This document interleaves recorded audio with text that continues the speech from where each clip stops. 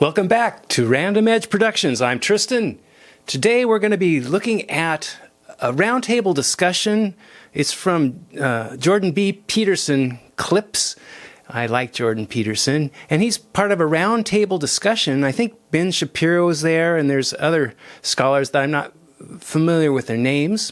But maybe after this I will be. So let's go ahead and take a look at this. Let's see what they got to say.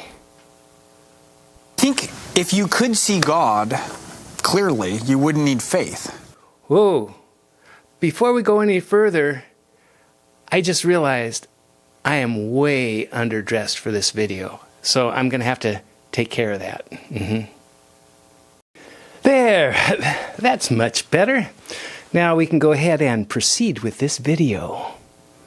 I think if you could see God clearly, you wouldn't need faith. That's right. So it's a precursor in a lot of ways to freedom. If you could see God, it would be so undeniable. Like, first you die, but then additionally, everything that he would say would have to be absolute. And that's a kind of authoritarianism. And so it's like the faith of the belief is what allows the freedom to keep falling and drinking wine and picnicking and making golden calves. And every time he's... Well, that's an interesting point, that if we could see God and didn't have to exercise faith, there wouldn't be a lot of room for free will, it seems like. Out of sight, there's a fall, and then there's a movement back again. So you're suggesting if there wasn't a veil, there'd be... That's Jordan. Everything would be so understandable to us that we could just follow it like automatons. Right, then you're back to the Pharaoh in a way. I think it's important also to keep in mind here that the distinction between, even though they're very closely related, revelation and ritual. And you can have, we all know this in our lives, you can have an epiphany. Oh, I'm going to do this, or I feel I'm called to live this kind of life, but that's just one moment, right? And the question of mediation, of how the highest ends up in the lowest, has to do with ritual. It has to do with the rhythms of life we adopt in relation to, or in order to orient ourselves in relation to those high things. To bring in Aristotle, if you're like me, your brain doesn't fire off as quickly as a lot of these brainy guys.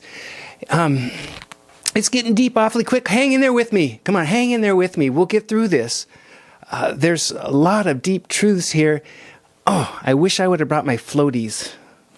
Well, we're going to continue anyway. Here we go. Aristotle, who's been taking a bit of a hard time in this conversation. Aristotle, in the Ethics, he brilliantly says how the virtues are established by repetition, right? You become strong by lifting heavy things, right? You become courageous by facing difficulty. Okay.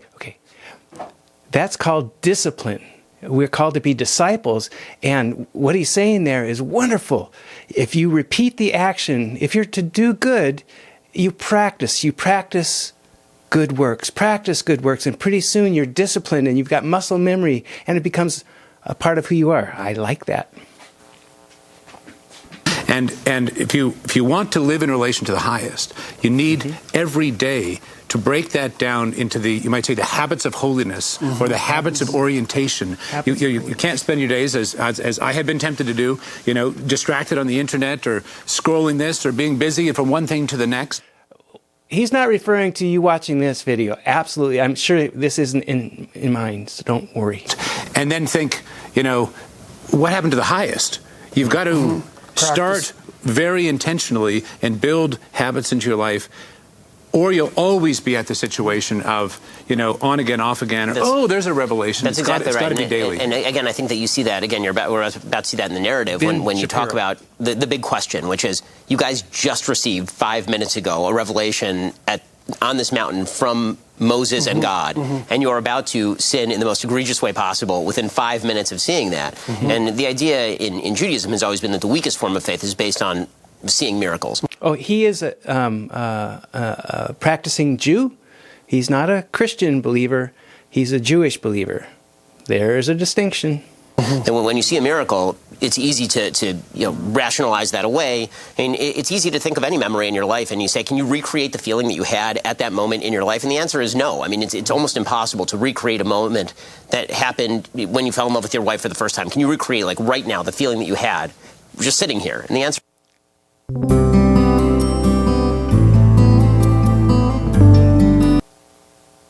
Sorry, just recreating the moment and getting brownie points for my wife because she'll watch this one too. No, you can't do that on command, right? It feels a certain way in the moment, and then it doesn't feel that way 20 years later, how it was exactly in that moment. It feels something different. It's the rituals of everyday life that make you fall in love with your wife every single day and continue that love going. And the same thing is true of God. It's not the revelation on Sinai that makes you think, okay, well, this is what God is. It's He said on Sinai, not cyanide. That's different.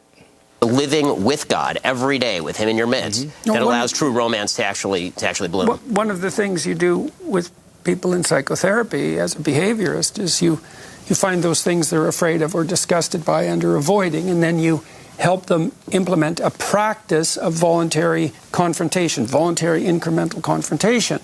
And the practice transforms them. It makes them into someone who's no longer intimidated and retreating in the face of either disgust or paralyzed in the face of disgust or of fear.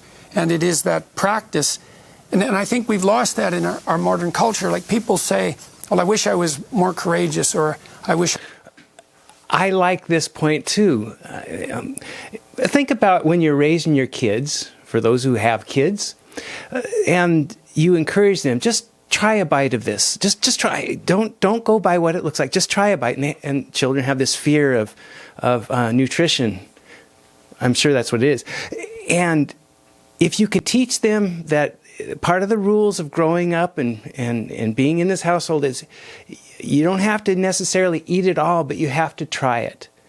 You're incrementally teaching them to try new experiences, to step out of their preconceived notions of what's about to take place. This is going to assault their taste buds in their tummy. No, you're teaching them habits on how to interact in a life that's willing to take risks and put yourself out there. And if you don't do that, you don't get the rewards that come with taking risks. The greater the risk, the greater potential reward is, for the most part, a way of life. If you don't risk, you don't get to be adventuresome in that unknown blessing. I've used almost the allotment of all my words today, so I've got to be careful. Let's go back to the video. I was more trusting, or they don't say this very often, but maybe they wish they were more humble, less prideful. And they should say it's as if we think of that as that's something that's homogenous that could just descend on you en masse, instead of something that you practice. Like you practice trust with people. If you're wise, you practice courageous trust. And humility is a practice. You have to get better and better at it if you can. It's not like that's an easy thing to do, but you don't get better at it without practicing it in a ritualistic manner. And that's okay.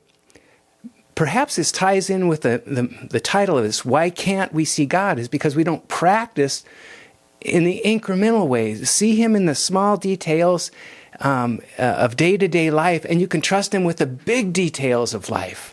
Those big questions you can trust Him with, but maybe seeing God is an act of incremental discipline to see Him in every situation.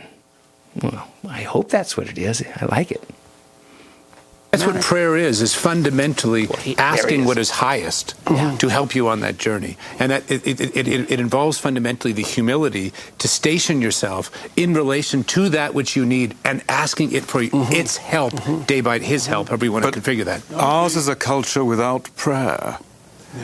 I remember as a student... All right. He's smarter because he has an accent and he talks like a librarian or public TV narrator for, what is that show? I can hear the themes, the Downton Abbey type shows. Anyway, I'm sorry. I didn't mean to interrupt. Let's get back to him. a lecturer who was giving a lecture on the Stoics, and he said, the great difference between you and your ancestors, whether they were pagans or Christians, is they prayed. And he meant these rituals of prayer, prayers at meal times, prayers punctuating life. I mean, I think that is a very interesting observation about the modern world and and why it might have lost transcendence. Yes. Is my posture straighter? I just feel like I'm standing taller after hearing him pontificate on these things of prayer. And I'm not making fun of prayer. I believe what he's saying is really good. I was just enjoying his presentation of it. And we're going from him to another fellow with a verbal, what would you call it? Nicety, an accent. Great. Well, it's because it's not seeking for it, Oz. Well, I think it's lost it because we got a secularized worldview. You know, we live, as Peter Berger says, in a world without windows. So traditionally, the unseen was not unreal. But in the modern world, the unseen is unreal, and the real world is politics, technology, and so on. It's funny is people still believe in a secular manner that still has an implicit transcendence, that there's something they can communicate with that will guide them, because people often in trouble will let's say, they'll hope they do the right thing. But you think about what that means, is that it means they know they're not doing the right thing at the moment, and then they're opening themselves up to the possibility that there is a right thing, and that there's a source of information that would reveal the right thing, and then they generally, it's easy for them to attribute the discovery of the right thing then to themselves. They thought it up, but they act as if they're talking with something, speaking with something that's transcendent, that has the capacity to determine what constitutes what's right. I find this is the case. You can, if I was as smart as these men in this round table, and I could articulate with a very sophisticated air and logic. I can't even finish this sentence, but you know what I mean. There is something about when everything gets boiled down and you're talking to someone who may be red-eyed because they've been crying, or their eyes are puffy, they've just been through it, and they're at that point of honesty. It's humbling, but they have nothing left. And those conversations are the ones that you find very few atheists. You find a lot more seekers. Now, if they were true atheists, they wouldn't be seeking, because they would know for sure. They would have absolute knowledge there's no God. And if they had absolute knowledge, that's actually one of the definitions of God. So you can't really have an atheist, but that's a topic for another time. But for those who recognize that their salvation is beyond themselves, they can't do it, and they're reaching out and they're seeking, they are ripe, and more often than not, they're open to the good news that victory over this weight of sin that we carry around, this life, and life is tough, but that there's someone who has victory over it and is willing to help you and give you the tools you need to have victory over whatever it is in this life that's got you under its stranglehold or weight. Anyway, let's continue on. And so, I was thinking too, Jonathan, here about the Jesus prayer. So maybe if you would just recite that for a second, that there's something I could say about it. The Lord Jesus Christ, Son of God, have mercy on me, a sinner. Okay, so you say, well, why would people repeat that to themselves over and over? And I would say, well, people won't know that it's a prayer that's repeated mentally, and sometimes monks will actually do it all the time, even in their sleep. Oh, he must be and then involved. there's a breathing which comes with that, breathing and a posture, and attending to the heartbeat, which creates this kind of rhythm that fills the person's life with this prayer. Okay, so I think people don't pray in part because they don't know how or what it means. But this prayer, for example, as far as I can tell, means something like, the probability that I'm taking aim properly, optimally, and hitting the target constantly is very, very low. And to sin means to miss the mark. And so knowing that, I want to keep in mind that that's the case, because the degree I keep in mind that that's the case is going to be precisely proportionate to the degree that I might open myself up to learn. So one thing you want to do, perhaps, is remind yourself constantly that one thing that could get in the way of your continued adaptation would be your unrecognized pride. And so that injunction there, that plea to admit to your sins, I don't see how that's any different than opening yourself up to the revelation of something that's transcendent, because you're only deeming yourself unworthy in relationship to at least an implicit ideal, because otherwise what are you unworthy in relationship to? And if there's not... Yeah. Isn't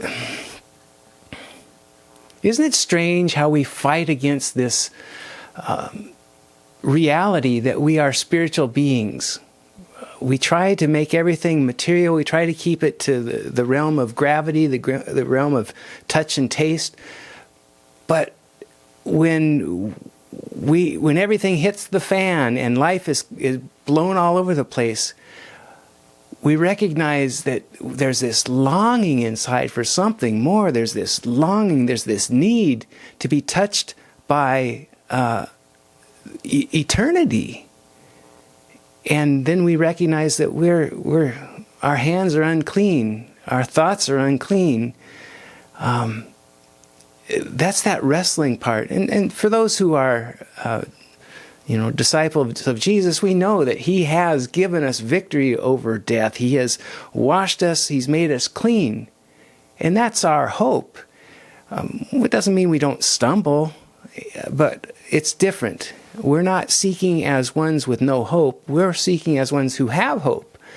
And we're just seeking to restore relationship. Lord, get me back on the right path. I know I was living in my pride, as Jordan has alluded to, but you can rescue me. You have the words of life and truth, and just by surrendering to you, hope takes root again and begins to grow. Nothing worthy beyond that could correct you, then there's no consideration of what constitutes unworthy at all. And then you might also ask, well, if you're not unworthy, then why the hell are you suffering so stupidly? And with those colorful words, we'll just let that be. I don't know if Jordan has a relationship with God or not. So this is a man who has deep questions and philosophical questions and psychological questions. And I think, and this isn't disrespectful, but I think the hound of heaven is on his trail. And if he's not already turned to the Lord, it seems like his days are numbered in his unbelief. Well, with that said, I do enjoy this. Why can't we see God? It's Jordan B. Peterson that did that. Thank you for staying this far, and in so doing, I can tell that you're someone who thinks through deeper things. I do on occasion. And for those who are subscribed to this channel and have seen some of my other videos, you still may be in shock that I have a tie on and a suit coat. I have one in my closet. Very rarely wear it. But on this occasion, I thought, hey, you're worth it. All right? Well, thank you. There we go. That's the bell that means subscribe. And like it if you like it, and write a comment too. If you'd like to see more of this type of video, let me know. So I hope you have a great day. I'm going to go take a nap.